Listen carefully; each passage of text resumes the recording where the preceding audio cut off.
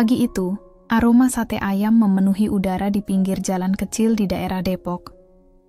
Putri, wanita berusia 36 tahun, sedang menyiapkan arang dan tusukan sate di gerobaknya. Ia bekerja sejak subuh, karena tahu hanya dengan cara itu ia bisa bertahan hidup. Suaminya, Jonan, duduk di kursi plastik di dekat situ sambil memainkan ponsel. Ia mengenakan kaos lusuh dan wajahnya tampak malas.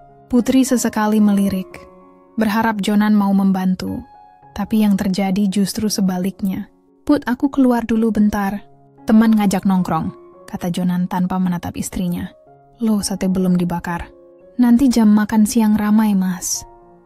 Putri mencoba menahan suaranya agar tetap tenang. "Ya udah, kamu aja yang urus. Lagian aku males kena asap," jawab Jonan sambil berdiri dan pergi begitu saja. Putri menarik napas panjang. "Ya sudah terbiasa. Selama 3 tahun mereka menikah, Putri yang bekerja keras. Jonan sering ganti-ganti pekerjaan, tapi tak pernah bertahan lama. Meski begitu, Putri masih berusaha sabar.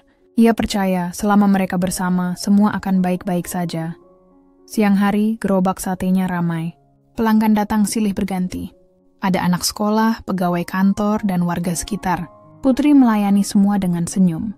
Tangannya cekatan membalik sate, sementara keringat menetes di pelipisnya. "Putri, satenya enak banget, kayaknya makin hari makin laris ya," kata Bu Mira, pelanggan setia. "Alhamdulillah, Bu. Rezeki masih ada," jawab Putri sopan. Namun, di balik senyumnya ada lelah yang ia simpan. Ia sering berpikir, sampai kapan hidup seperti ini? Ia ingin punya warung lebih besar, atau mungkin bisa berdagang tanpa harus berdiri seharian. Malam harinya, saat Putri menghitung uang hasil jualan, Jonan baru pulang. Ia membawa rokok dan wajah kesal. "Uang hasil jualan cuma segini?" tanya Jonan dengan nada tinggi. "Lumayan, Mas. Besok mungkin bisa lebih banyak." "Kamu pikir kita bisa kaya cuma dari jual sate? Kamu tuh nggak mikir jauh, Put. Hidup tuh butuh perubahan," katanya lagi. "Aku juga mau berubah, Mas. Tapi kan semua butuh waktu." Jonan hanya mendengus. Ia lalu menyalakan TV, duduk santai, dan tak bicara lagi. Malam itu Putri menatap suaminya lama. Ia mulai sadar bahwa rasa lelahnya bukan cuma karena bekerja, tapi juga karena tidak dihargai. Keesokan harinya, saat menyiapkan bahan sate, Putri mendengar suara Jonan bicara di telepon. "Ayah bro, istriku masih jualan sate. Aku sih udah capek hidup kayak gini. Pengen cari kerja di kota lain. Cewek itu nggak bisa bantu aku sukses." Kata-kata itu membuat Putri berhenti menata tusukan sate. Tangannya bergetar, tapi ia tidak menangis. Ia hanya diam. Sore itu, usai berjualan, Putri duduk sendirian di depan gerobak yang sudah tertutup. Ia menatap langit yang mulai gelap. Dalam hati ia berkata pelan, "Kalau aku mau hidup lebih baik, aku harus ubah nasibku sendiri." Hari itu, untuk pertama kalinya, Putri mulai mencari cara agar bisa menambah penghasilan. Ia mulai menonton video tentang jualan online dan belajar sedikit-sedikit tentang investasi dari ponselnya yang layarnya retak. Ia belum tahu bahwa langkah kecil malam itu akan mengubah seluruh hidupnya. Langkah kecil malam itu benar-benar menjadi awal perubahan bagi Putri. Sejak hari itu, setiap selesai berjualan sate, ia duduk di kursi kecil di depan rumah kontrakannya sambil belajar dari video-video di ponsel. Ia menulis catatan kecil tentang cara menjual barang lewat internet dan cara membaca grafik harga saham.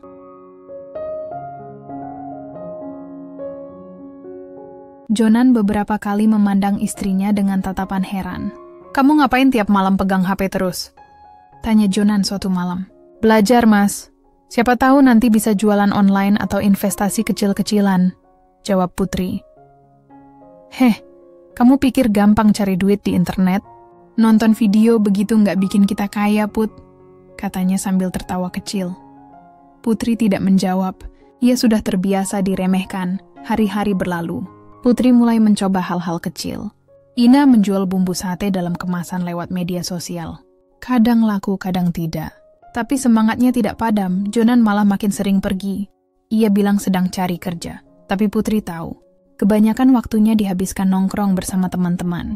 Suatu malam, Saat Putri sedang mencatat pesanan pelanggan online, Jonan pulang dengan wajah kesal. Aku diterima kerja tapi gajinya kecil banget. Aku capek, Put. Aku pengen punya istri yang bisa bantu, bukan malah jualan sate begini terus. Putri menatapnya dengan tenang. Aku sudah bantu, Mas. Aku kerja dari pagi sampai malam. Kalau masih kurang, kita cari cara bareng-bareng. Kamu nggak ngerti. Aku tuh butuh istri yang bisa bikin aku maju cepet. Jonan kemudian masuk kamar dan menutup pintu keras. Putri hanya diam di ruang tamu. Ia menatap buku catatan kecil di tangannya. Di halaman terakhir tertulis, "Jangan berhenti belajar." Beberapa minggu kemudian, Putri mulai mendapatkan pelanggan tetap dari hasil jualan bumbunya. Ia bahkan mendapat pesan dari pelanggan luar kota yang memesan dalam jumlah banyak. Ia senang sekali. "Mas, lihat deh, aku dapat pesanan dari Bandung. Katanya bumbunya enak banget," katanya sambil tersenyum lebar. Namun Jonan hanya melirik sekilas. Paling juga untungnya sedikit. Kamu bangga banget padahal cuma jual bumbu sate." Putri terdiam. Senyum di wajahnya hilang. Hari demi hari, jarak di antara mereka makin terasa. Jonan makin jarang di rumah. Saat di rumah pun, suasananya selalu dingin. Suatu malam Putri memutuskan berbicara serius. "Mas, kalau kamu memang ingin hidupmu berubah, ayo kita ubah bareng. Aku nggak keberatan kerja keras asal kita saling dukung." Jonan menjawab cepat, "Aku nggak mau terus begini, Put. Aku pengen punya istri yang bisa bantu aku naik kelas." "Kamu tuh nggak akan pernah bisa." Kalimat itu terasa tajam, tapi Putri tidak ingin berdebat. Ia hanya mengemasi alat-alat jualannya untuk besok pagi. Keesokan harinya, saat Putri sedang membakar sate di pinggir jalan, seorang pelanggan baru datang. Seorang pria muda berpakaian rapi. "Bu, satenya 1 porsi ya. Kelihatannya enak banget," katanya sambil tersenyum ramah. Putri tersenyum. "Siap, tunggu sebentar ya, Mas." Pria itu memperhatikan cara Putri melayani pelanggan dengan cekatan. "Bervunlan Surensher makan taya berkataun, ibu jualan di sini tiap hari. Hebat ya, tetap semangat." Putri hanya mengangguk. Ia belum tahu bahwa pria itu, Faisal, akan menjadi sosok penting dalam hidupnya nanti. Malamnya, Jonan kembali pulang dengan wajah dingin. Ia meletakkan selembar kertas di meja. "Ini surat pengunduran diriku. Aku udah nggak kuat kerja di tempat itu. Aku mau cari hidup yang lebih baik sendiri." Putri menatap kertas itu. "Mas, mau gimana?" "Entahlah. Pokoknya aku capek hidup miskin kayak gini." Tanpa menatap istrinya, Jonan pergi meninggalkan rumah malam itu. Putri berdiri di depan pintu. Tidak menangis, hanya diam. Ia tahu kehidupannya baru saja berubah arah. Putri berdiri di depan pintu. Tidak menangis, hanya diam. Ia tahu kehidupannya baru saja berubah arah. Malam itu Jonan benar-benar pergi tanpa pamit. Tak ada pesan, tak ada janji untuk kembali. Hanya suara langkahnya yang menjauh di jalan kecil depan rumah. Pagi harinya Putri tetap berangkat berjualan seperti biasa. Gerobaknya ia dorong perlahan ke tempat biasa di pinggir jalan. Beberapa pelanggan datang, tapi kali ini senyumnya tidak selebar biasanya. "Bah, Pak Jonan mana? Kok nggak bantuin?" tanya Bu Mira, pelanggan tetapnya.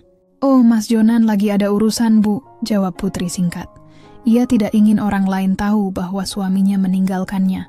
Ia masih berusaha menjaga harga diri, meskipun hatinya kosong. Siang itu, saat Putri sedang sibuk melayani pembeli, Faisal datang lagi.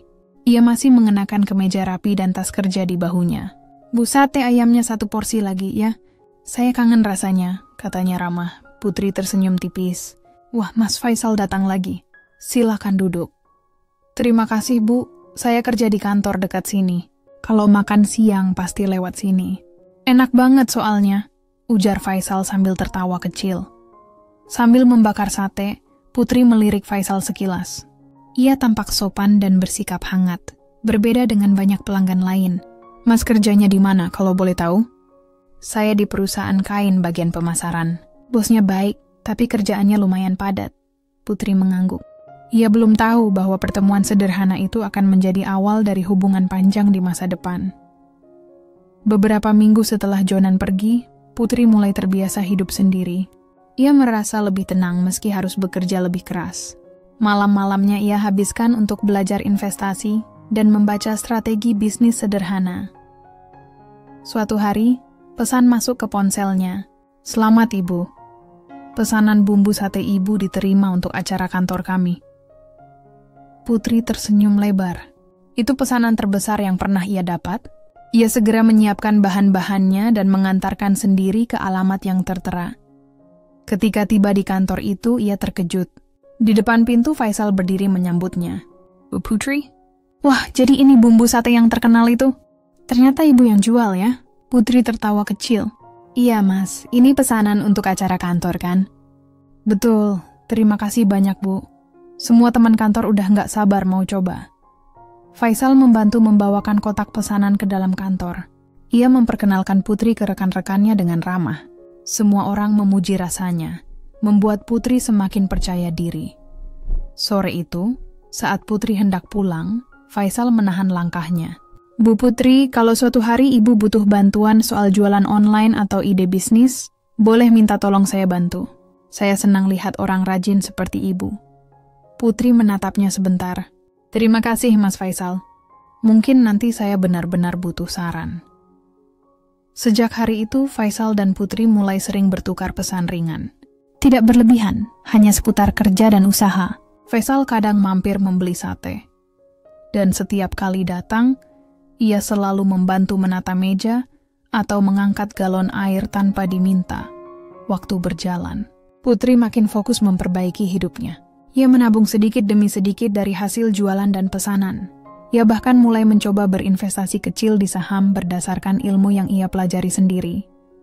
Suatu malam, saat menutup gerobak, Putri melihat ponselnya. Ada pesan dari Jonan.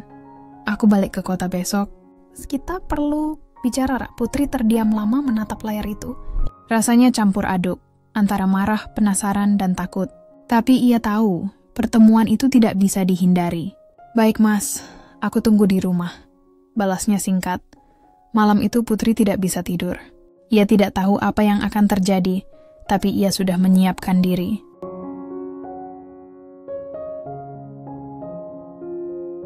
Malam itu Putri tidak bisa tidur. Ia tidak tahu apa yang akan terjadi, tapi ia sudah menyiapkan diri. Keesokan paginya ia bangun lebih awal dari biasanya. Rumah kecilnya ia bersihkan meski hatinya terasa berat.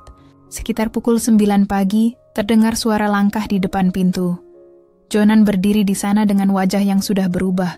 Bajunya kusut, rambutnya agak panjang, dan matanya tampak lelah. "Assalamualaikum," ucapnya pelan. Putri membuka pintu tanpa banyak bicara. "Waalaikumsalam. Silakan masuk, Mas." Suasana canggung menyelimuti ruangan kecil itu. Jonan duduk di kursi plastik yang dulu sering ia duduki sambil bermain ponsel. Beberapa detik hening sebelum akhirnya Jonan bicara. "Aku minta maaf, Put. Waktu itu aku emosi. Aku pikir kamu yang gak bisa bantu aku maju. Tapi ternyata aku yang salah." Putri menatapnya datar. "Mas pergi tanpa pamit. Sekarang datang lagi minta maaf. Mau aku harus bilang apa?" Jonan menunduk. "Aku cuma pengen mulai dari awal lagi. Aku lagi susah, Put. Kerjaanku gagal. Aku gak punya tempat tinggal. Aku pikir mungkin kamu masih bisa bantu." Kata-kata itu membuat Putri menarik napas panjang. Ia ingat bagaimana Jonan merendahkannya, tapi kini ia melihat lelaki itu tak berdaya. "Aku udah nggak bisa balik, Mas.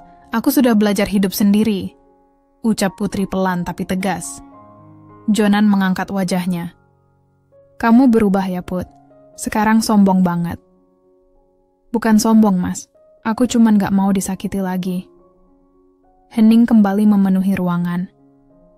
Jonan menatap sekitar rumah yang kini lebih rapi dan lebih tertata.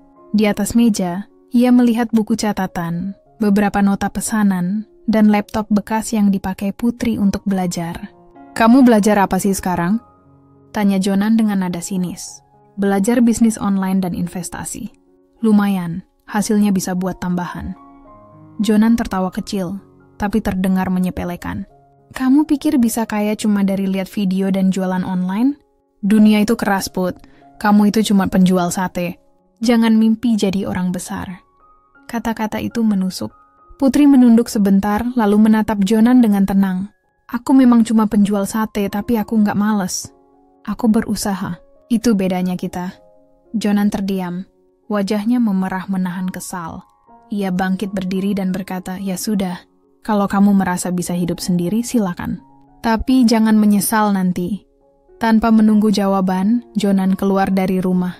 Pintu tertutup keras di belakangnya. Putri duduk di kursi, diam cukup lama. Air matanya mengalir. Tapi ia segera menyeka. Ia tidak ingin lagi merasa kecil karena seseorang yang tidak menghargainya. Beberapa hari setelah kejadian itu, Putri semakin sibuk dengan usahanya. Ia mulai mendapatkan pesanan bumbu sate dari luar kota. Pelanggannya semakin banyak. Faisal pun sering datang membantu saat ia kewalahan. Bu Putri, saya bantu angkat kotaknya ya, kata Faisal sambil tersenyum. Wah, Mas Faisal repot-repot amat. Nggak apa-apa, saya senang kok lihat orang kerja keras. Kehadiran Faisal membuat suasana hati Putri lebih ringan. Ia merasa ada orang yang benar-benar menghargai usahanya tanpa menghakimi masa lalunya. Suatu sore, saat mereka berdua sedang menutup gerobak, Faisal bertanya pelan, Bu Putri, saya dengar kabar. Suami ibu datang lagi ya? Putri mengangguk. Iya, dia datang cuma buat minta maaf lalu pergi lagi. Kalau begitu, ibu nggak usah mikirkan yang sudah lewat. Kadang orang yang meninggalkan kita memang harus dibiarkan jauh. Putri menatap Faisal. Kata-kata itu sederhana, tapi terasa menenangkan. Ia hanya mengangguk pelan sambil tersenyum. Malamnya, Putri menulis di buku catatannya.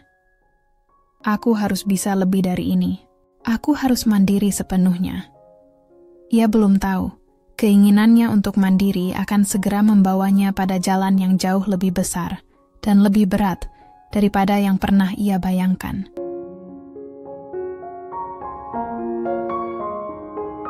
Ia belum tahu, keinginannya untuk mandiri akan segera membawanya pada jalan yang jauh lebih besar dan lebih berat daripada yang pernah ia bayangkan.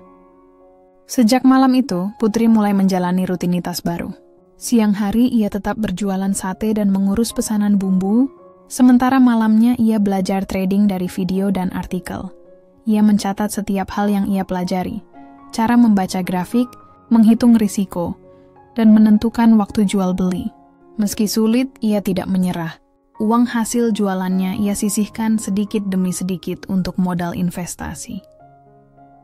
Suatu malam, Faisal datang membeli sate seperti biasa. Wah, Bu Putri kelihatan sibuk banget akhir-akhir ini. Belajar apa kalau boleh tahu? Belajar trading, Mas. Saya mau coba tambah penghasilan. Katanya bisa untung kalau paham caranya. Wah, hebat. Gak banyak orang berani belajar hal baru di usia segini.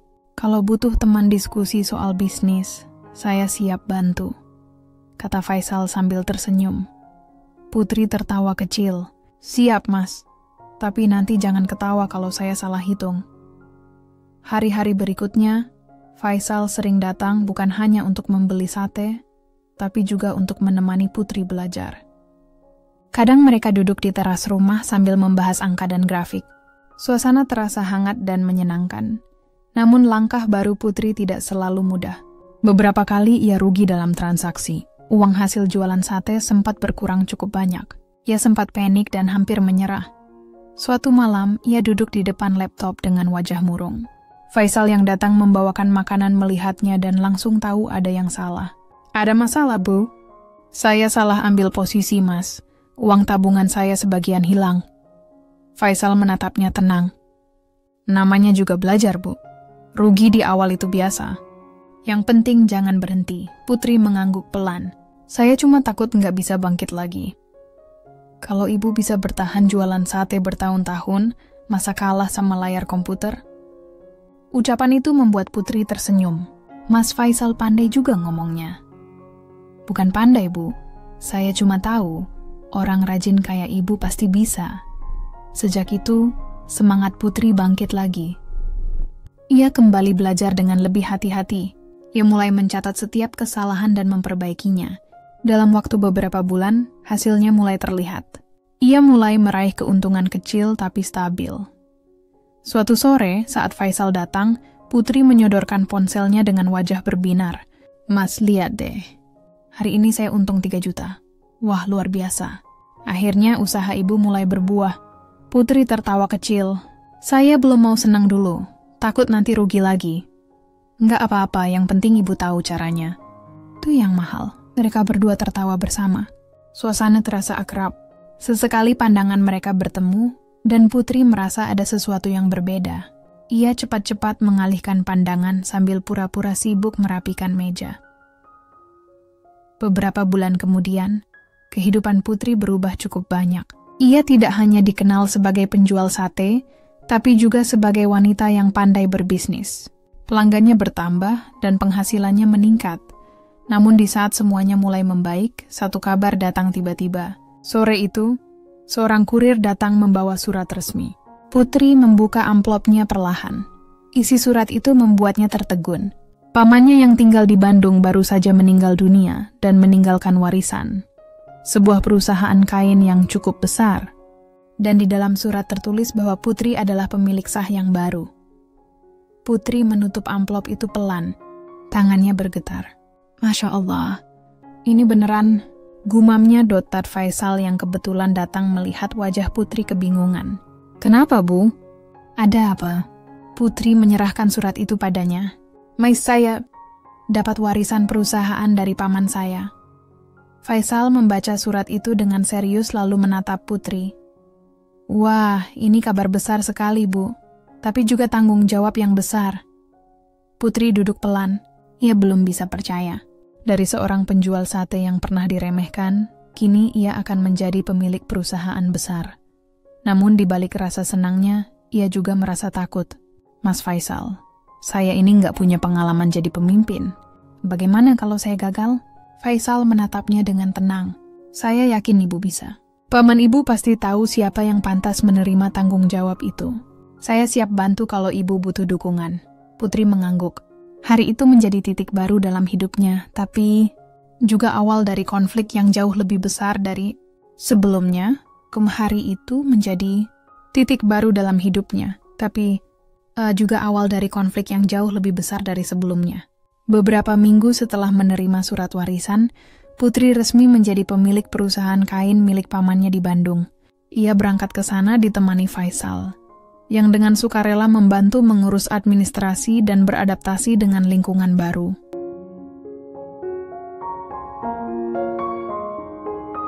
Begitu tiba di kantor pusat perusahaan, Putri merasa gugup. Gedungnya tinggi dan modern, sangat berbeda dari gerobak sate tempatnya dulu mencari nafkah. Di depan pintu ruang rapat, beberapa karyawan memandangnya dengan tatapan heran. Itu yang katanya pemilik baru ya? Bisik salah satu karyawan. Katanya dulu penjual sate, masa sih sekarang jadi CEO? Jawab yang lain sambil tertawa kecil. Putri mendengarnya, tapi berpura-pura tidak peduli. Ia berdiri tegak dan melangkah masuk ke ruang rapat. Di dalam beberapa manajer sudah menunggu. Seorang pria berjas rapi berdiri dan memperkenalkan diri. Selamat pagi Bu Putri, saya Hendra, manajer keuangan. Selamat datang di perusahaan kami. Nada suaranya terdengar sopan, tapi dingin. Dari ekspresinya, Putri bisa merasakan keraguan. Terima kasih Pak Hendra. Mulai hari ini, saya akan belajar mengelola perusahaan ini sebaik mungkin, kata Putri tenang. Rapat berjalan kaku. Setiap kali Putri berbicara, sebagian orang terlihat menahan senyum atau saling pandang. Di akhir pertemuan, Hendra sempat berkata dengan nada datar. Kalau boleh jujur Bu, kami semua kaget dengan keputusan pewarisan ini. Tapi ya, semoga Ibu bisa menyesuaikan diri. Putri hanya menjawab singkat, saya akan berusaha. Setelah rapat selesai, Faisal menemuinya di ruang kerja barunya. Bu sabar ya, wajar kalau mereka belum percaya. Mereka belum tahu kemampuan Ibu. Saya nggak apa-apa Mas. Dulu juga pernah diremehkan waktu jualan sate. Ini bukan hal baru, jawab Putri sambil tersenyum tipis. Hari-hari berikutnya, Putri mulai belajar sistem perusahaan. Ia datang pagi, membaca laporan keuangan, mempelajari catatan produksi, dan mengamati proses kerja di pabrik. Namun, sebagian karyawan tetap tidak menghormatinya. Ada yang sengaja meninggalkan ruangan ketika Putri berbicara, ada juga yang menyebarkan gosip, Katanya Bu Putri cuma numpang nama. Yang kerja sebenarnya orang lain. Iya, mana bisa penjual sate ngerti bisnis kain. Putri mendengar semua itu lewat telinganya sendiri. Kadang ia menunduk diam di meja kerja menahan perasaan. Tapi setiap kali rasa sedih muncul, ia mengingat perkataan Faisal. Mereka belum tahu kemampuanmu. Suatu siang, ketika ia sedang meninjau bagian produksi, Faisal datang tergesa-gesa. Bu Putri, saya barusan dengar ada masalah di bagian pengiriman. Ada barang yang salah kirim ke pelanggan besar. Putri segera menuju ruang logistik. Beberapa karyawan terlihat panik. Hendra berdiri di tengah ruangan dengan wajah kesal. Ini akibatnya kalau perusahaan dipimpin orang yang nggak berpengalaman. Katanya keras di depan semua orang. Putri menghampirinya dengan tenang. Pak Hendra, mohon jangan menyalahkan siapapun dulu. Mari kita periksa data pengiriman. Sudahlah, Bu. Ini urusan rumit. Lebih baik Ibu serahkan ke kami yang sudah lama bekerja di sini. Jawab Hendra ketus. Faisal maju satu langkah menatap Hendra. Pak Hendra, tolong hormati posisi beliau. Ibu Putri adalah CEO kita sekarang. Kita harus selesaikan ini bersama, bukan saling menyalahkan. Ruangan hening seketika. Semua mata tertuju pada Faisal yang berdiri di sisi Putri. Putri menatap Faisal sekilas dan mengangguk pelan, merasa lega ada yang membelanya. Setelah memeriksa data, Putri menemukan kesalahan bukan di bagian pengiriman, tapi di sistem pesanan yang belum diperbarui. Ia segera memberi instruksi sederhana yang membuat masalah selesai dalam hitungan jam sore itu. Hendra datang ke ruangannya. Saya minta maaf, Bu. Ternyata Ibu benar. Tidak apa-apa, Pak. Kita semua belajar. Jawab Putri singkat. Setelah Hendra keluar, Faisal datang membawa 2 gelas kopi. Hari pertama sebagai pemimpin sukses besar, Bu. Katanya sambil tersenyum. Mas Faisal selalu muncul di waktu yang pas. Jawab Putri sambil menerima kopi. Mereka duduk berdampingan di ruang kerja kecil itu. Tidak ada kata-kata berlebihan, hanya suasana hangat dan saling menghargai. Namun di balik ketenangan sore itu, tersembunyi satu masalah baru. Jonan, mantan suami Putri, tiba-tiba muncul di halaman depan perusahaan keesokan harinya dengan niat yang sama sekali tidak baik. Jonan, mantan suami Putri, tiba-tiba muncul di halaman depan perusahaan keesokan harinya dengan niat yang sama sekali tidak baik. Ia datang mengenakan kemeja kusut, membawa map lusuh di tangannya. Satpam sempat menahannya, tapi Jonan bersikeras ingin bertemu dengan CEO baru. Saya suaminya Bu Putri, katanya keras di pos keamanan. Satpam kebingungan. Ia pun melapor ke resepsionis. Tak lama, kabar itu sampai ke telinga Putri. Putri terdiam sejenak. Mas Jonan datang ke sini? Tanyanya pelan. Iya, Bu. Katanya mau bicara penting. Jawab resepsionis ragu. Putri menarik napas panjang. Baik, suruh dia tunggu di ruang tamu. Saya akan temui. Ketika ia masuk ke ruangan, Jonan langsung berdiri.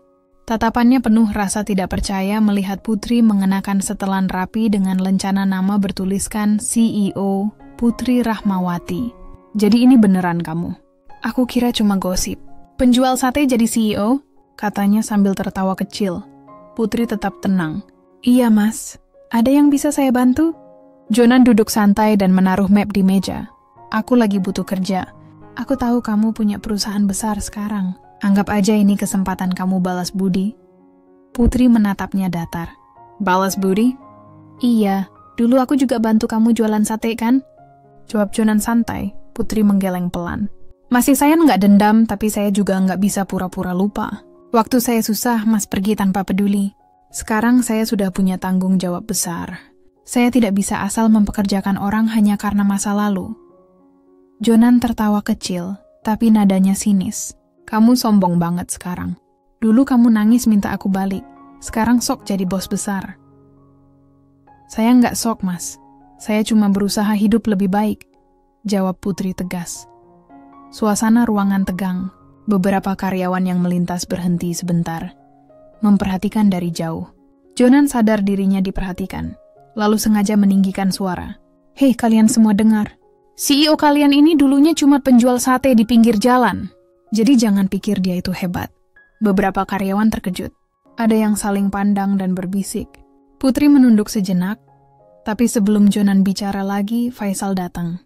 Mas Jonan, tolong jaga sikap. Ini area kerja, bukan tempat mempermalukan orang, ucap Faisal tegas. Jonan menatap Faisal dari atas ke bawah. Kamu siapa? Kekasih barunya ya? Faisal tidak menanggapi ejekan itu. Ia berdiri di samping Putri, menjaga jarak tapi menunjukkan dukungan. Kalau Bapak tidak punya urusan resmi, sebaiknya tinggalkan tempat ini. Jonan menatap Putri tajam. Kamu akan nyesel, Put. Dunia ini kecil. Tanpa menunggu jawaban, ia keluar sambil menutup pintu keras. Setelah suasana tenang, Putri duduk dan menunduk. Faisal mendekat perlahan.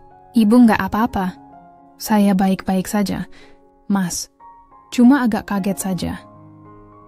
Jangan biarkan dia menghancurkan semangat ibu. Orang seperti itu hanya kuat di kata-kata, ujar Faisal lembut.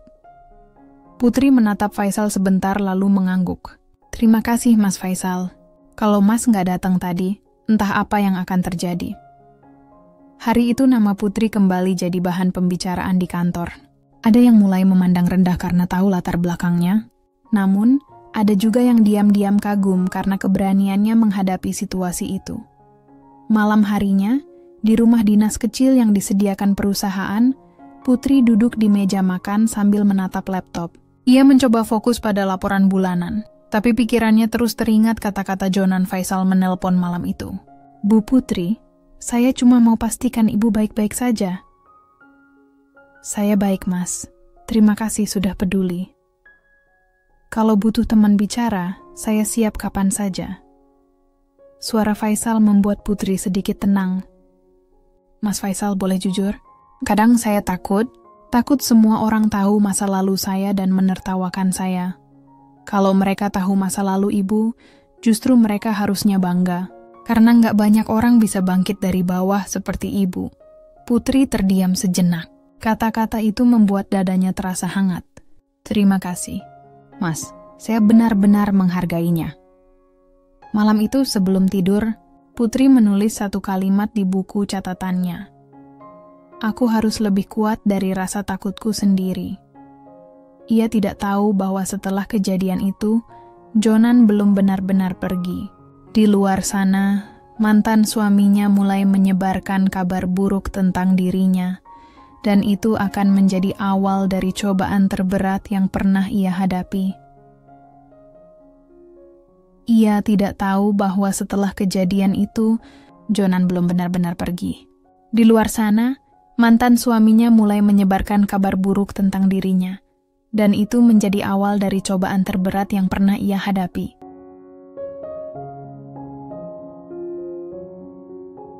Beberapa minggu berlalu, suasana di kantor terasa berbeda. Beberapa karyawan mulai berbisik-bisik setiap kali Putri lewat. Tatapan curiga muncul di mana-mana. Bahkan sebagian manajer yang dulu ramah, kini bersikap dingin.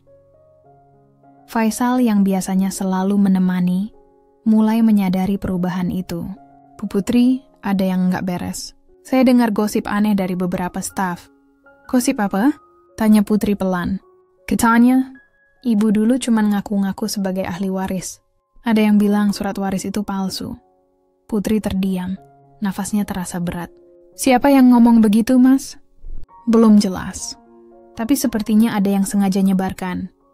Putri tahu, hanya satu orang yang mungkin tega melakukan itu, Jonan. Ia menggigit bibir menahan emosi, lalu berkata pelan. Saya sudah terbiasa diremehkan, tapi difitnah seperti ini, rasanya sakit, Mas. Keesokan harinya fitnah itu makin parah. Sebuah unggahan di media sosial muncul dengan foto lama Putri saat masih berjualan sate, disertai tulisan, "Inikah CEO perusahaan kain ternama itu? Katanya dulu penjual sate di pinggir jalan. Kok bisa tiba-tiba punya perusahaan? Jangan-jangan cuma ngaku." Komentar bermunculan. Sebagian bernada mengejek. Nama Putri mulai viral dengan nada negatif. Beberapa pelanggan perusahaan mulai bertanya-tanya. Bahkan ada yang menunda kerjasama. Di ruang kerjanya, Putri membaca komentar-komentar itu sambil berusaha menahan air mata. Faisal datang membawa laptop dan laporan terbaru. Bu, jangan baca komentar itu. Nggak semua orang mau tahu kebenaran. Tapi ini reputasi perusahaan, Mas. Saya harus hadapi. Putri akhirnya mengumpulkan semua manajer untuk rapat darurat.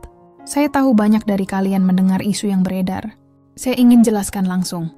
Saya memang pernah berjualan sate, saya tidak malu mengakuinya. Tapi surat warisan ini sah dan sudah disahkan notaris, katanya sambil menunjukkan dokumen asli.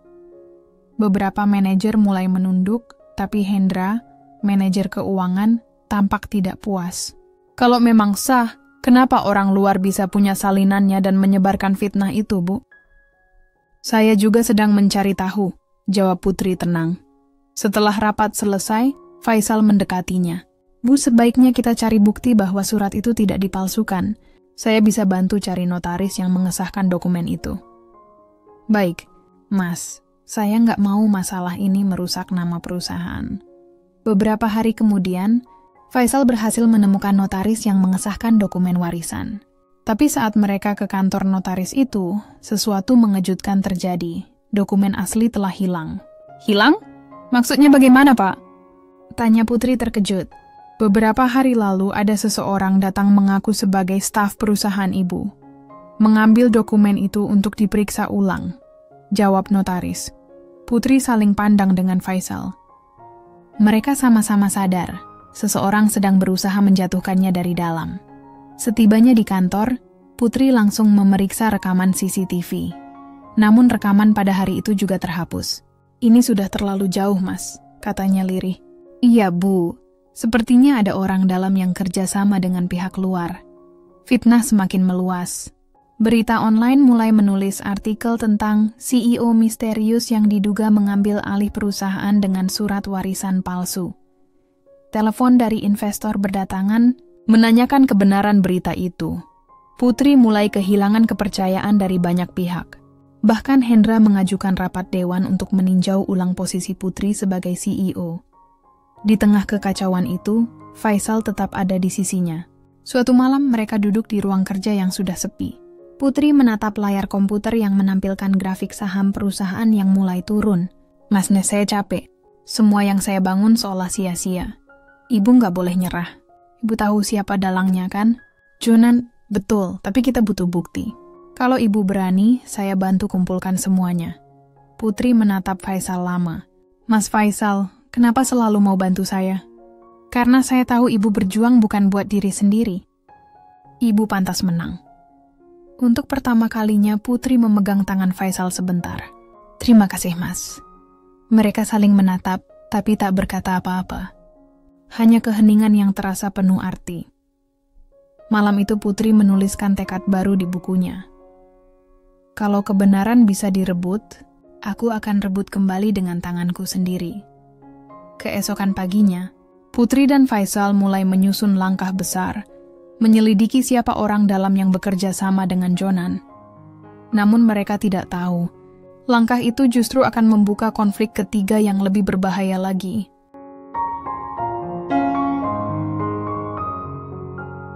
Namun mereka tidak tahu, langkah itu justru akan membuka konflik ketiga yang lebih berbahaya lagi. Sejak pagi, Putri dan Faisal mulai menelusuri siapa saja yang terakhir memiliki akses ke dokumen penting perusahaan. Faisal mengumpulkan daftar nama staf administrasi, sementara Putri memeriksa laporan keuangan yang tampak janggal. Semakin lama mereka menelusuri, semakin jelas ada sesuatu yang tidak beres. Ada pengeluaran besar yang tidak pernah disetujui oleh Putri, tapi ditandatangani menggunakan stempel digital atas namanya. Mas, lihat ini, kata Putri sambil menunjuk layar. Ada transaksi pembelian bahan senilai hampir 500 juta, tapi saya nggak pernah setuju. Dan ini, sambung Faisal sambil memperbesar data. Penerimanya perusahaan fiktif, tapi di sistem. Persetujuan masuk pakai tanda tangan digital, Ibu. Putri menatap Faisal, wajahnya tegang. Berarti ada yang sengaja memalsukan tanda tangan saya. Setelah menelusuri log sistem, Faisal menemukan sesuatu yang mengejutkan. Akun yang mengakses file tersebut berasal dari komputer Hendra, manajer keuangan. Putri terdiam lama. Jadi selama ini, dia yang sabotase saya? Sepertinya iya. Tapi kita butuh bukti lebih kuat sebelum menuduh. Sore harinya, Putri memanggil Hendra ke ruangannya. Pak Hendra, saya ingin tanya soal transaksi bahan yang terjadi minggu lalu. Hendra tampak tenang, bahkan tersenyum. Oh gitu, sudah saya urus Bu, semua sesuai prosedur. Tapi di sistem, persetujuan muncul atas nama saya. Padahal saya tidak pernah menyetujuinya. Mungkin kesalahan teknis, jawab Hendra cepat. Saya bisa cek lagi nanti.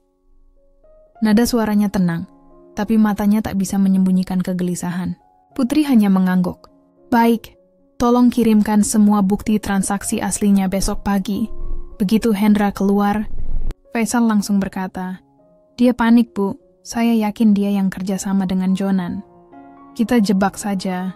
Mas, balas Putri dengan suara pelan tapi mantap. Malam itu, Putri dan Faisal menyiapkan rencana. Mereka membuat akun email palsu yang seolah berasal dari Jonan dan mengirim pesan kepada Hendra berisi ajakan bertemu untuk melanjutkan rencana. Tujuannya sederhana, memastikan siapa sebenarnya yang berkhianat. Keesokan harinya, Faisal mengikuti Hendra diam-diam setelah jam kerja. Ia melihat Hendra memasuki sebuah kafe kecil di pinggir kota. Dan benar saja, Jonan sudah duduk di sana menunggunya. Faisal diam di luar, mengambil foto dari kejauhan. Ia mendengar sedikit percakapan lewat jendela yang terbuka. Kabar bagus, kata Jonan pelan. Nama Putri sudah mulai jatuh. Tinggal kita tunggu waktu Dewan menggeser dia. Tapi hati-hati, balas Hendra. Dia mulai curiga. Jangan sampai ketahuan kalau data itu saya yang ubah. Faisal langsung merekamnya dari ponsel. Setelah cukup bukti, ia kembali ke kantor dengan wajah tegang. Keesokan paginya, ia memperlihatkan semua bukti pada Putri.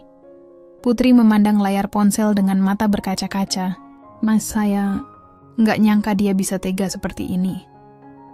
Ibu sudah benar-benar berbuat baik pada dia. Tapi orang seperti itu cuma mikir kepentingan sendiri. Hari itu, Putri mengumpulkan seluruh manajer untuk rapat mendadak. Di tengah rapat, ia memutar rekaman suara Jonan dan Hendra.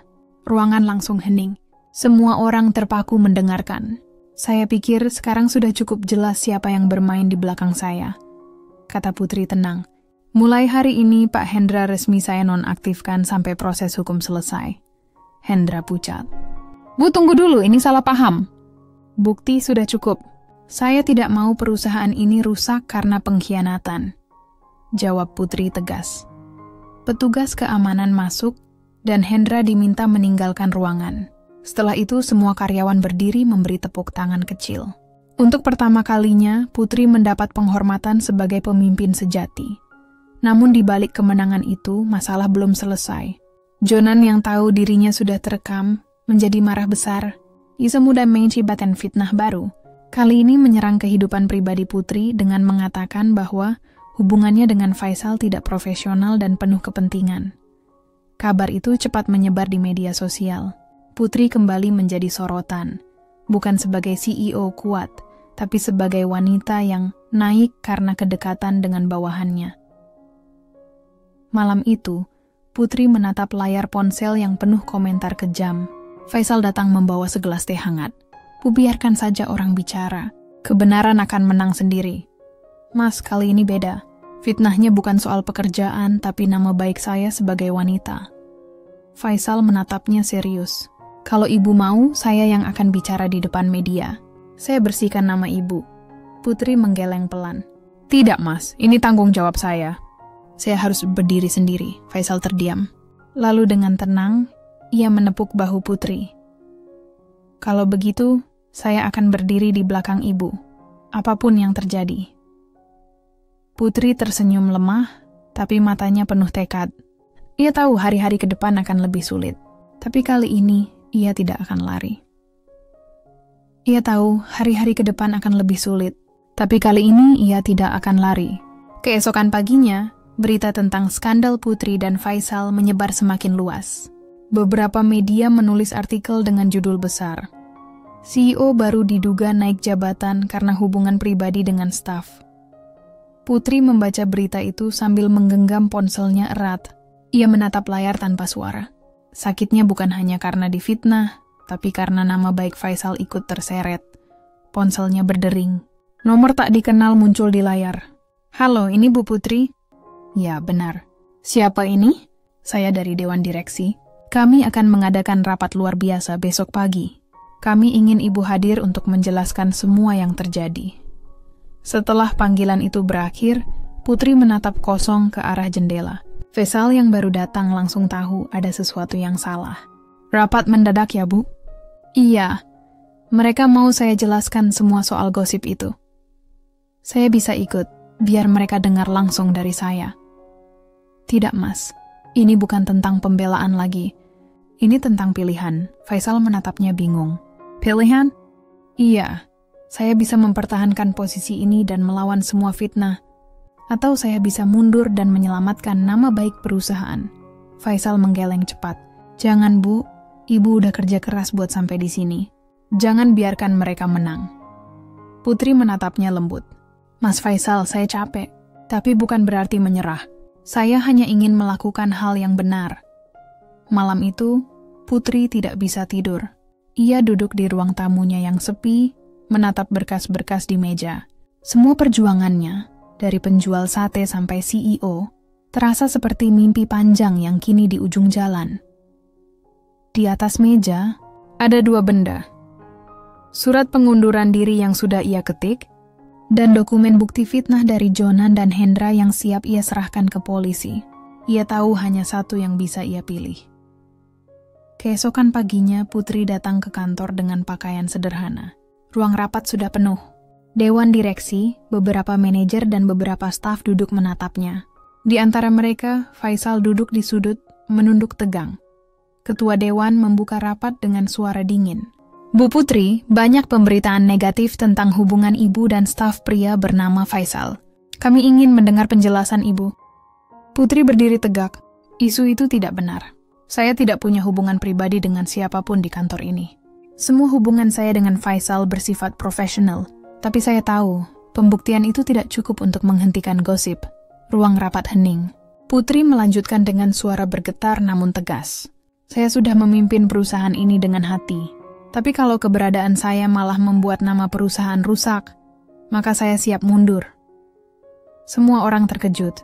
Faisal langsung berdiri. "Bu, jangan! Ini bukan salah Ibu." Putri menatap Faisal dan tersenyum tipis. "Mas, tolong biarkan saya bicara sampai selesai." Ia menatap semua yang hadir. "Saya tidak menyesal pernah jadi penjual sate. Saya juga tidak malu jadi wanita yang berjuang dari nol. Tapi saya tidak mau perusahaan ini jatuh karena kebencian seseorang yang tidak bisa menerima kesuksesan orang lain." Ketua Dewan terdiam. Suasana terasa berat.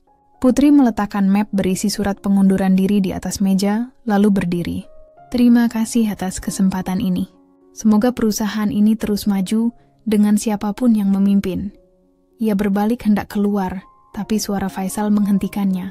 "Kalau ibu mundur, saya juga akan keluar." Semua orang menatap mereka berdua.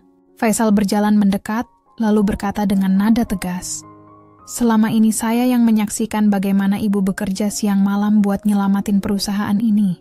Kalau sekarang ibu dijatuhkan dengan fitnah, saya nggak mau tinggal diam." Putri menatap Faisal. Matanya berkaca-kaca. "Mas, tolong jangan ikut-ikutan. Perusahaan masih butuh orang seperti Mas. Perusahaan ini butuh orang jujur, Bu. Dan orang paling jujur di sini adalah Ibu." Suasana rapat berubah. Beberapa manajer yang tadinya diam mulai berbisik, bahkan ada yang tampak setuju dengan Faisal. Ketua Dewan akhirnya berkata pelan, "Bu Putri, kami tidak bisa menerima surat pengunduran diri ini sebelum semua bukti fitnah diselidiki. Kami akan menunda keputusan ini." Putri menatapnya kaget. "Maksud Bapak?" "Kami sudah menerima salinan bukti rekaman percakapan antara Jonan dan Hendra dari pihak keamanan kemarin malam. Dan kami percaya Ibu adalah korban, bukan pelaku." Putri menatap Faisal. Wajahnya berubah lega.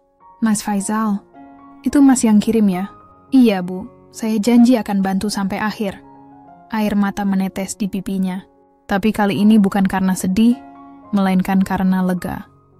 Rapat berakhir dengan keputusan. Putri tetap menjadi CEO, dan kasus fitnah akan dilaporkan ke pihak berwenang. Namun meski semua mulai membaik, Putri tahu perjalanan ini belum benar-benar selesai. Masih ada luka, masih ada rasa takut, dan masih ada keputusan besar yang harus ia ambil untuk masa depannya. Termasuk soal perasaannya pada Faisal.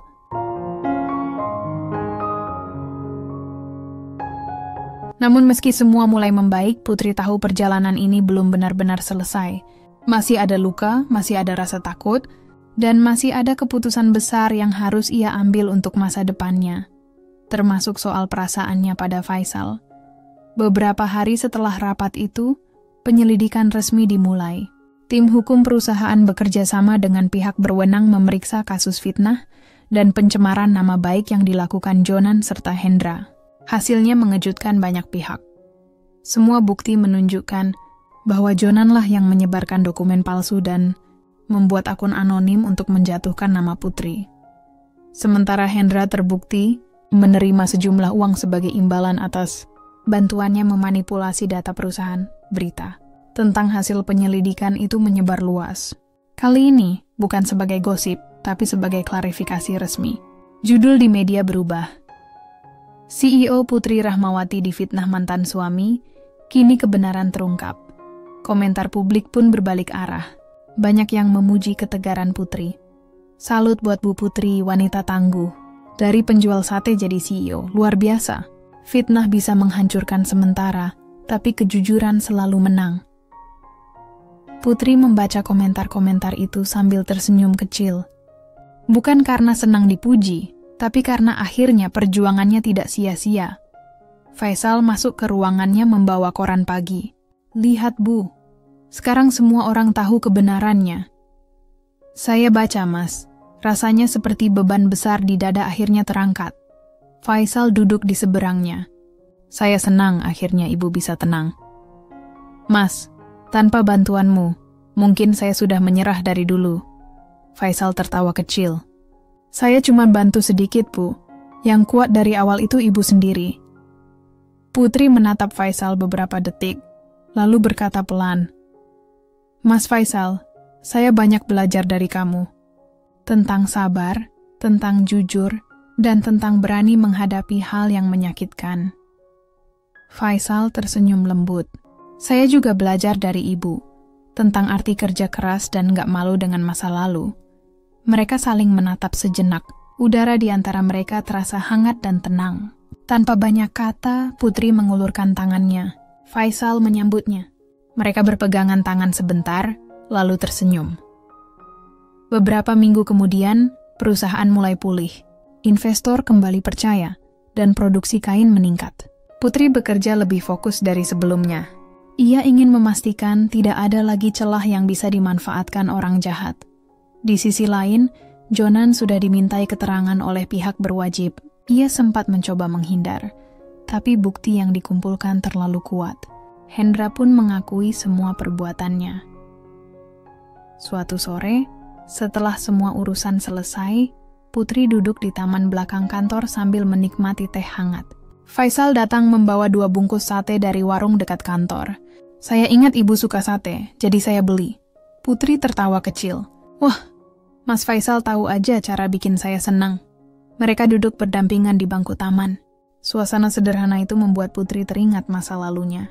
Dulu saya pikir hidup saya berakhir waktu Jonan ninggalin saya, katanya pelan. Tapi ternyata justru itu awal dari semua hal baik ini. Karena Ibu nggak berhenti berjuang, jawab Faisal.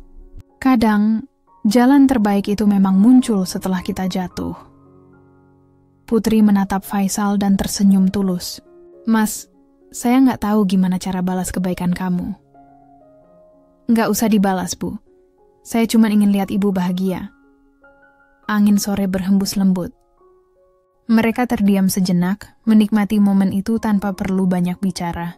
Bagi Putri itu bukan lagi tentang menjadi CEO, bukan tentang membuktikan diri, tapi tentang menemukan ketenangan setelah badai panjang. Malamnya, Putri menulis 1 kalimat terakhir di buku catatan yang dulu selalu ia bawa. Kebenaran memang butuh waktu, tapi ia selalu datang pada orang yang tidak berhenti berjuang. Namun, hidup tidak berhenti di situ. Di balik semua kedamaian itu, Faisal tiba-tiba mendapat tawaran besar dari perusahaan luar negeri. Kesempatan yang bisa mengubah masa depannya, dan kabar itu akan mengguncang hati Putri sekali lagi.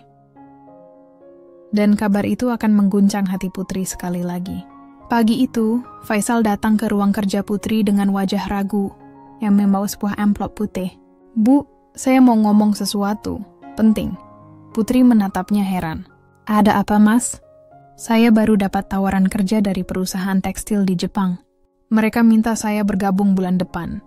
Ruangan itu mendadak hening. Putri menatap Faisal, mencoba tersenyum, tapi suaranya terdengar bergetar. "Jepang? Itu jauh sekali, Mas." "Iya, Bu, tapi ini kesempatan langka. Posisi manajer ekspor, dan mereka tahu saya dari laporan kerja kita waktu pameran internasional kemarin." Putri menunduk sebentar, lalu berkata pelan, "Saya bangga, Mas. Kamu pantas dapat kesempatan itu." Faisal tersenyum, tapi matanya tampak berat. "Masalahnya, saya nggak tahu harus ambil atau enggak. Karena saya belum siap ninggalin Ibu." Putri terdiam. Hatinya berdebar keras. Ia tidak ingin mengakui apa yang sebenarnya ia rasakan. Tapi tatapan Faisal membuatnya sulit berpura-pura.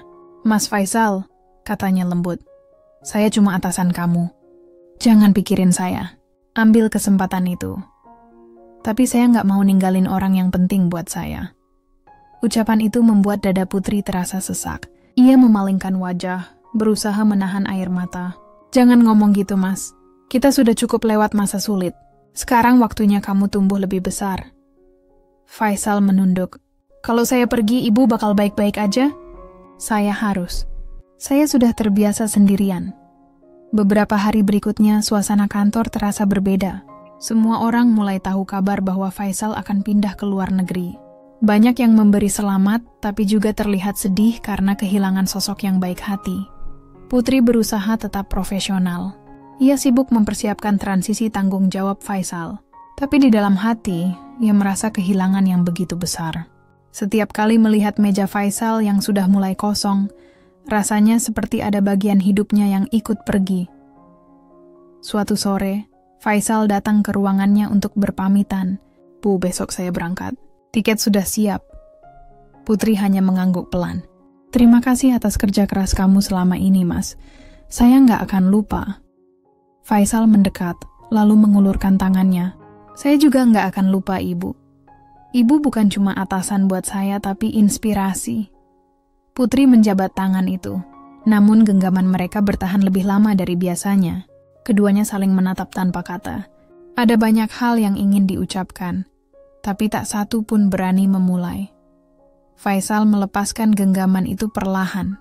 "Saya pamit, Bu. Semoga Ibu selalu bahagia. Mas juga, hati-hati di sana." Begitu Faisal keluar dari ruangan, Putri menatap pintu yang tertutup rapat itu lama sekali. Untuk pertama kalinya setelah sekian lama, ia menangis. Bukan karena terluka, tapi karena harus merelakan seseorang yang ia cintai pergi demi masa depan yang lebih baik. Malamnya, ia menulis lagi di buku catatannya. "Kadang cinta berarti melepaskan, bukan karena kita tidak sayang, tapi karena kita ingin melihat dia tumbuh." Beberapa minggu berlalu, perusahaan semakin stabil. Putri kembali aktif dalam proyek-proyek baru, tapi di sela kesibukannya, kadang ia menatap kursi kosong di ruang Faisal dan tersenyum kecil. Ia tahu, suatu saat mereka mungkin akan bertemu lagi, entah sebagai rekan bisnis, atau sebagai dua orang yang masih saling menyimpan rasa. Suatu hari, sebuah email masuk ke inbox Putri. Pengirimnya, Faisal Ardiansyah. Subjeknya, "Untuk Bu Putri." Putri membuka email itu perlahan. Isinya singkat, tapi membuat matanya kembali hangat. "Bu, saya sudah sampai di Jepang. Terima kasih sudah mengajarkan arti keberanian. Saya janji, kalau sudah cukup kuat, saya akan pulang. Bukan sebagai bawahan Ibu, tapi sebagai seseorang yang ingin berdiri di samping Ibu." Putri tersenyum. Ia menutup laptopnya pelan, lalu berbisik, "Saya tunggu, Mas Faisal."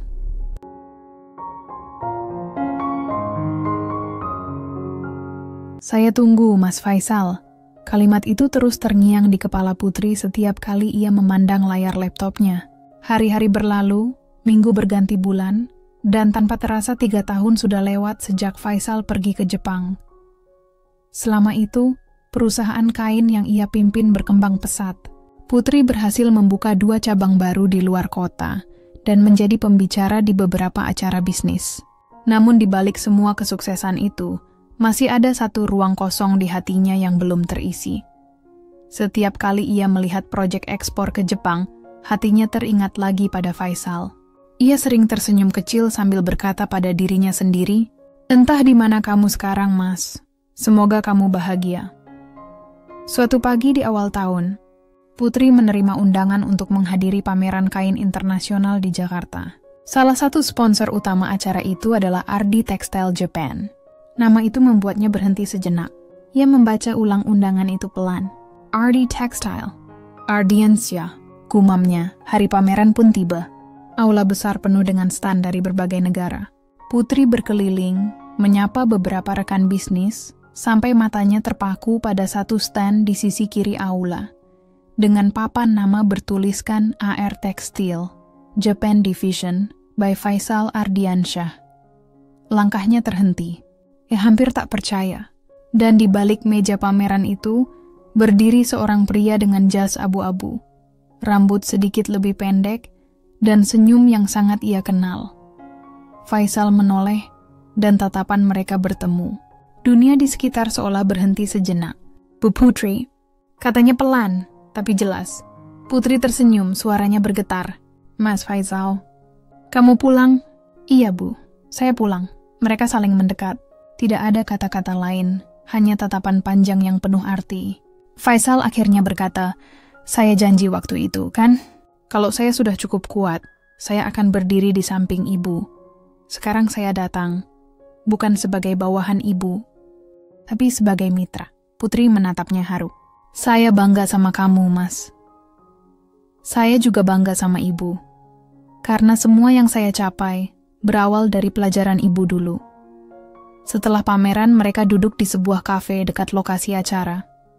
Obrolan terasa hangat, seperti dulu. Mereka bercerita tentang perjalanan hidup masing-masing, dan sesekali tertawa mengenang masa lalu. 3 tahun, Mas. Banyak yang berubah," kata Putri sambil menatap luar jendela. "Iya, Bu. Tapi satu hal yang nggak berubah." "Apa itu?"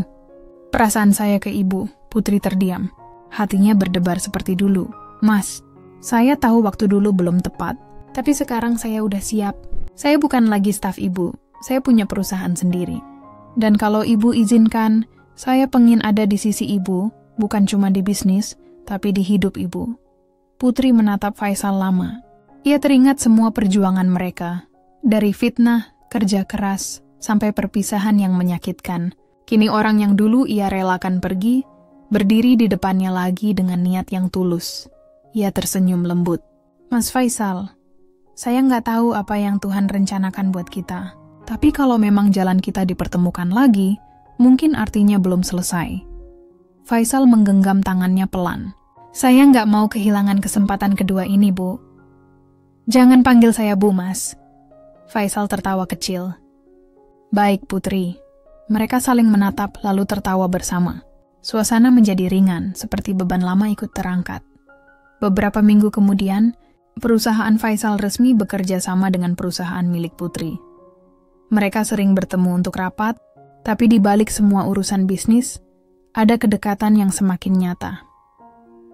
Suatu sore di kantor Putri, Faisal datang membawa setangkai bunga mawar putih. "Saya nggak bawa dokumen hari ini," katanya sambil tersenyum. "Lalu apa yang kamu bawa?" tanya Putri. "Niat yang sudah lama saya simpan." Putri tertawa kecil tapi matanya berkaca-kaca. "Mas Faisal..." "Putri, boleh saya mulai semuanya dari awal? Kali ini tanpa ada rahasia, tanpa ada rasa takut?" Putri menatapnya lembut. Ia mengangguk pelan. "Boleh, Mas. Mungkin ini saatnya." Mereka berpelukan. Hangat, tenang, dan penuh rasa syukur. Tak ada kata cinta diucapkan, tapi semuanya terasa jelas. Setelah begitu lama berjuang sendirian, akhirnya Putri menemukan orang yang benar-benar mau berjalan bersamanya. Bukan di belakang, bukan di depan, tapi di samping. Setelah begitu lama berjuang sendirian, Akhirnya Putri menemukan orang yang benar-benar mau berjalan bersamanya. Bukan di belakang, bukan di depan, tapi di samping. Hari-hari setelah itu terasa berbeda. Putri dan Faisal mulai menjalani kehidupan yang tenang. Mereka tetap sibuk dengan urusan bisnis masing-masing, tapi selalu menyempatkan waktu untuk bertemu. Entah sekadar makan siang bersama, atau hanya duduk berdua di taman belakang kantor seperti dulu. Kini, hubungan mereka bukan lagi antara atasan dan bawahan. Mereka sejajar, dua orang dewasa yang saling menghargai dan memahami perjuangan masing-masing. Suatu sore, Faisal datang ke rumah Putri membawa 2 gelas kopi. Saya ingat dulu ibu, maksud saya Putri, selalu bilang kopi bikin semangat, katanya sambil tersenyum. Putri tertawa kecil. Dulu saya minum kopi biar nggak ngantuk waktu belajar trading malam-malam. Sekarang minum kopi biar bisa ngobrol lama sama saya kan? Goda Faisal. Siapa bilang? Jawab Putri sambil tersenyum malu. Mereka tertawa bersama. Tidak ada suasana tegang, tidak ada jarak. Hanya 2 orang yang merasa nyaman dalam kebersamaan sederhana. Faisal menatap Putri serius. Putri, saya sering mikir, semua yang kita lalui dulu, semua sakit, semua perjuangan, ternyata bawa kita ke titik ini. Iya, Mas. Kadang hidup itu aneh. Kita harus jatuh dulu supaya ngerti arti berdiri. Mereka terdiam sejenak, menikmati suasana sore yang tenang. Angin pelan meniup rambut Putri, dan Faisal menatapnya lama. Putri, boleh saya tanya sesuatu? Boleh, apa? Kalau dulu waktu saya pergi, kamu marah nggak? Enggak, jawab Putri pelan. Saya sedih, iya. Tapi saya tahu kamu harus tumbuh. Dan ternyata kamu benar-benar menepati janji buat kembali. Faisal tersenyum. Saya nggak pernah lupa janji itu. Karena janji itu yang bikin saya kuat waktu di sana. Putri menatapnya dengan mata yang lembut. Mas Faisal, saya bersyukur kamu kembali bukan buat membuktikan apa-apa, tapi buat melanjutkan yang tertunda. Yang tertunda? Iya, cerita kita. Faisal terdiam sejenak lalu menggenggam tangan Putri perlahan. Kalau begitu, boleh saya terusin ceritanya? Silakan. Ia menatap Putri dengan senyum hangat. Putri, saya nggak tahu apa yang akan terjadi nanti. Tapi saya tahu satu hal. Saya pengen dampingi kamu dalam setiap langkah, susah atau senang. Putri tersenyum lebar. Saya nggak minta banyak, Mas. Cukup jujur dan setia. Itu aja udah cukup buat saya. Mereka saling menatap, lalu tertawa bersama lagi. Momen sederhana itu justru terasa paling berharga. Beberapa bulan kemudian, Putri dan Faisal secara resmi mengumumkan kemitraan antara perusahaan mereka di hadapan publik. Semua orang yang dulu meragukan Putri kini melihatnya sebagai simbol kekuatan dan keteguhan hati. Media bahkan menulis judul baru. Dari penjual sate ke puncak bisnis, kisah inspiratif Putri dan Faisal. Jonan sempat mencoba menghubungi Putri, meminta maaf atas semua yang pernah ia lakukan. Putri hanya menjawab singkat, "Saya sudah memaafkan, tapi saya tidak akan kembali ke masa lalu." Ia menutup telepon dengan perasaan lega. Tidak ada dendam yang tersisa. Semua sudah selesai. Beberapa tahun kemudian, Putri membuka cabang baru bersama Faisal di luar negeri. Mereka sering bepergian berdua untuk menghadiri acara bisnis. Tapi di setiap perjalanan, mereka tetap menyisihkan waktu untuk menikmati hidup. Berjalan di taman, makan di pinggir jalan, atau sekadar berbagi cerita kecil. Suatu malam, di balkon hotel tempat mereka menginap, Faisal berdiri di samping Putri sambil menatap bintang. "Kamu sadar nggak, Put? Semua ini dimulai dari warung sate." Putri tertawa pelan. "Iya, dari asap sate sampai cahaya bintang. Dan dari kesedihan sampai kebahagiaan, mereka berpegangan tangan. Tidak ada janji besar. Tidak ada kata cinta yang meledak-ledak. Hanya keheningan hangat antara dua hati yang sudah sama-sama mengerti arti perjuangan." Putri menatap langit dan berbisik, "Terima kasih Tuhan, karena dari semua kehilangan yang aku alami, Engkau gantikan dengan sesuatu yang lebih indah." Faisal menatapnya dan menjawab pelan, "Dan saya bersyukur, karena akhirnya saya bisa jadi bagian dari hidup kamu." Angin malam berhembus lembut, lampu kota berkelip di kejauhan. Malam itu Putri tahu Perjalanan panjangnya sudah menemukan rumahnya sendiri. Kisah Putri mengajarkan bahwa tidak ada perjuangan yang sia-sia. Bahwa setiap luka, setiap kegagalan, dan setiap penghinaan bisa berubah menjadi kekuatan. Asal seseorang mau bertahan dan terus melangkah. Dan cinta yang tulus akan datang bukan untuk menyelamatkan, tapi untuk menemani.